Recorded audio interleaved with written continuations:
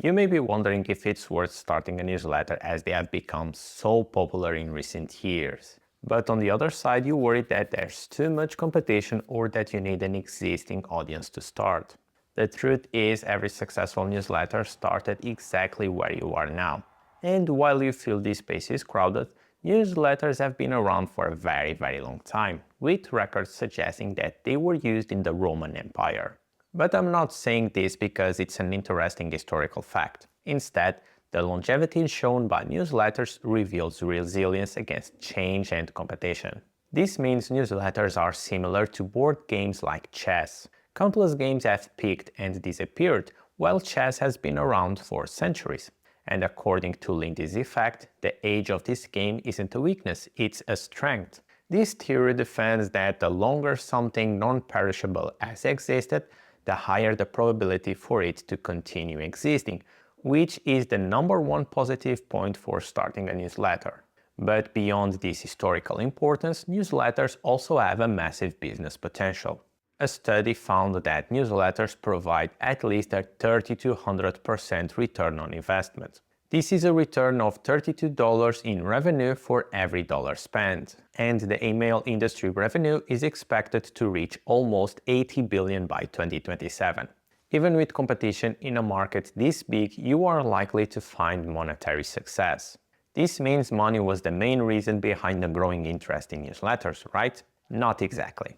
In the early 2010s, interest in email and newsletters decreased among the general population and businesses. This was the era of social media and SEO, where many businesses thrived thanks to these two channels. But over time, things changed. The reduced reach on social media and algorithm changes not only showed the risks of social media and the volatility of SEO, but also reminded people about the importance of email. Running a newsletter gives you direct access to an audience. Unlike social media, where algorithms decide who sees your content, newsletters land directly in your readers' inboxes. And the most important thing is that you own your subscriber list, while on social media the followers belong to the platform.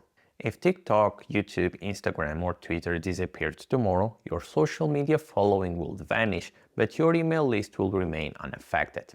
You can even look at these subscribers as a business asset. On top of that, a newsletter also gives you platform independence because you can change email providers at any time.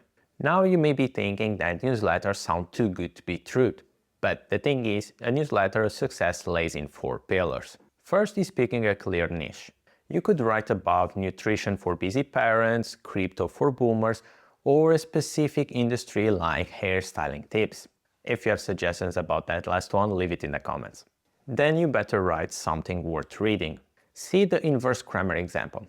This newsletter tracks Jimmy Cramer's stock picks so people can do the opposite. I saw this start as a joke in forums as people were saying to do the opposite of what Cramer said because it was wrong so many times. Newsletters can also have various formats. For example, the Zero to Marketing newsletter writes a long-ish email explaining what the author would do to grow a company if he were responsible for their marketing. But a newsletter can also venture into content curation and send a list of interesting topics the audience may be interested. That's what a marketing FOMO newsletter does. Basically, you can format your newsletter any way you think it will work. And the 4th pillar is consistency. Writing a newsletter is hard and can be discouraging at the start when nobody reads it. But you have to keep going and publishing at a regular pace. The most common newsletter cadence is weekly, but you can also opt for monthly emails or multiple emails a week. Another reason to start a newsletter is because they are very cheap.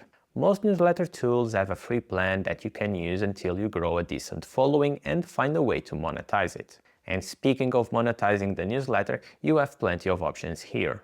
Most people make money by putting ads in their newsletters, usually placed at the start before the main content.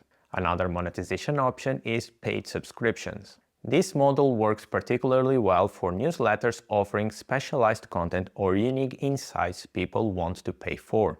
404 Media, Stretchery, and The Platformer are examples of successful businesses charging their members direct access to their content. Affiliate marketing is another revenue option that works for beginners and big publications. So, where does this leave us? Newsletters have plenty of advantages stacked in their favor.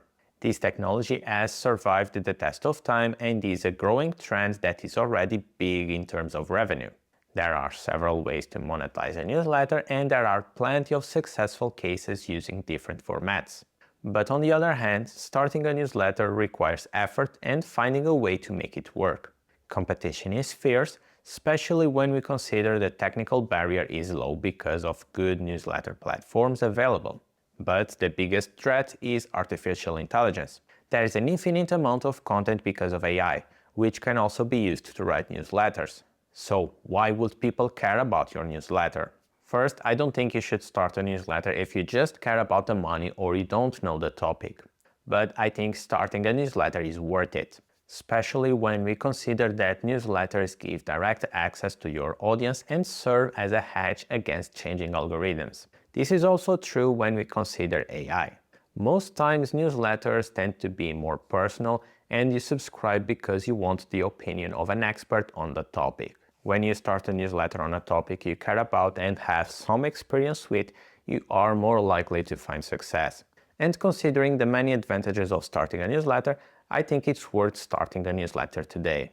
If you want to see exactly what platform I recommend to start a newsletter, watch this video next or find more information in the description. Thanks for watching.